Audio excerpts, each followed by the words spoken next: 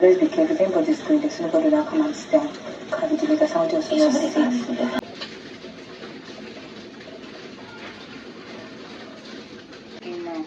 I just quickly. Don't worry. Hey Brenda, are you okay?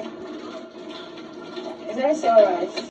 I'm not with you. I'm not with man. That's why myself coming out. So not consign me. Look at me. Let's not start. Automatic eviction. Is me I'm carrying out with you. Hello everyone and welcome to my YouTube channel. Inyaga go dey sleep, wahala go wake am up. So Angel and Ilebaye has decided to set up, should I use set up a prank? This is not a prank though. I don't know about you. But then Angel decided to write a letter to Adekunle, a love letter to Adekunle on behalf of Ceec. And went to insert it into Adekunle's suit. And not just that, she went ahead to spray the letters with Ceec's fragrance. Anyways, we did get a spicy reaction because Adekunle did not react to this letter the way I expected him to. Normal Cuckoo could have, showed it to Venita and Venita would be like, oh, they want to take my man. No, you know how Venita is. And then Ceec would be like, who is trying to do this? But then Adekunle came in, read the said letter, and then he smiled and continued with preparation to go shower with Venita. And then later on, the way he was moving, it may seem as though he trashed that pepper, because coming back again, he had to bring out a shower cap, and I didn't see that letter again. It could have been sweeter if it was escalated, but then we didn't get that drama. Speaking of Venita and Adekunle, Pere told Venita that she shouldn't be scared regarding the whole eviction thing, being that Adekunle's fans will definitely come true, that she be an advantage in this game. Although Venita started pretending like she doesn't know what Pere was saying, and started talking about her strong personality, how she already has a strong personality before coming in here. But then Pere kept on telling her that shape is an advantage, that it worked from Emma and Liquor Rose during their sets, that Liquor Rose fans kept coming through for Emma. And I'm like, wow. Islanders, you people better come true for Venita, or go funny on Sunday. Anyways, from there they started discussing the dynamics of the game, and they said, well, what about weeks to come? And Big Brother changed the whole black envelope thing to you're evicted immediately. That some funny kind of eviction usually happen in 8 weeks. And they said maybe going forward they will stop playing this black envelope thing.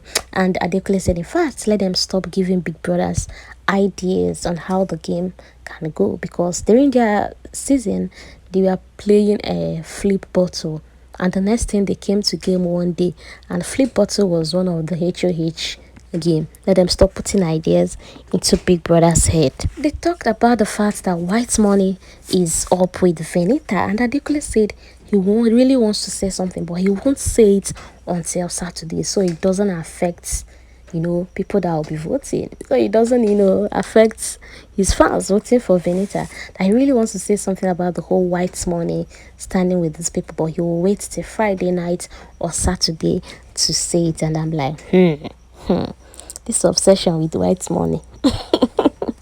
Anyways, Messi decided to play with white money by trying to feed him, and when he opens his mouth, Messi will take the food back. And then white money was like, in fact, Omashola, come and collect your BFF badge from Messi. What is she doing with me? Why are you playing with a titled man? Meanwhile, Bayo was just ironing, and for some weird reason, I'm like, where are you going at this midnight to this dress? And she ended up burning that dress, and she was like, they should tell her sorry. In fact, that Big Brother needs to change this iron, that it's burning clothes. And I'm like, why are you ironing? But are you going for a midnight party? Reading the love letter Angel wrote on behalf of Ceec. Meanwhile, in the lounge, Ceec, New, Alex, Doyin, we're having some kind of weird discussion. They were talking about their sex fantasy, and I'm like, by this time. And I don't even know Doyin could be this crazy. She was just mentioning things on how she wants her ears to be leaked, how, exchange of saliva. And I'm like, ew, like, stop. What's going on? And while Cece and Alex was trying to tell her how nasty that could be, that they won't even tolerate that from their partner, she was just telling them, like, they are missing out. And I'm like, see, honestly, sometimes it's good to have discussions like this because you get to even know people, man. I'm like, doing you. Kim and Summer didn't contribute to this discussion as they were just busy playing cards. Meanwhile, special shout out to my viewers, you Snazzy. If you're watching this, I want to tell you thank you for always watching. I love you and God bless you. Sissy talks on how she has missed eating some of her favorite meal, and why she mentioned she missed having yam and egg sauce. New has volunteered to prepare that for her, and she was even giving new options like, "Oh, I'm not an early morning eater. Oh. See, I'll prefer if you make this at so time." And I'm like, Sissy, your wahala too much. You. Somebody just wants to give you a treat, and you are here dishing out rules. Anyways, that's Sissy being Sissy.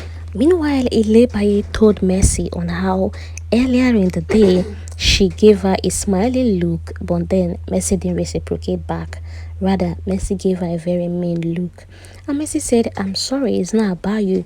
Sometimes one can just be in a bad mood. You will just wake up and you're not in a good mood." That the other day, Monday, she woke up in the gym. She was just working out aggressively, and the coach not even knowing that she was in a bad mood, that it's not about her, that if she hears any bad thing about her, she would definitely come meet her and ask her. And from there they started talking about the whole mean thing and Venita now being the case study. And Mercy said due to loyalty she didn't want to speak back. She couldn't even talk when Doyin was crying, and Ilebaye was just shocked, asking them, what did the Doyin cry? What happened? That she's just getting, to know now. And the message said, the whole Venita going all out on Doyin, that's not a very good thing. But then she couldn't open her mouth and talk to Venita because she's her friend and she's loyal to her. So all she did was just to go out from that vicinity. Omashila said emotional bully is such a bad thing, and you know how worry people and their mouths, that's worry people for you, but then Venita should stop that. It's not good for the both of them. Meanwhile, love in Big Brother's house no be small thing. While Cross was having his aerobics, moving his body, Kim was so concerned, asking Pere, are you sure Cross is okay? That Cross even sat alone for hours just meditating. Are you sure he's okay? But Pere kept assuring her, no, that Cross is fine. You should know Cross by now that this is how he acts sometimes. And from there Kim started gisting Pere on how she's not happy with what has been happening to her in this house. That it's kind of a near success syndrome. She always comes close to winning, from the Super Commando task to Pepsi to HFM and now to this TZT task. Her group is always coming second. That if it is not her team, it will be her. That happened to her in Super Commando.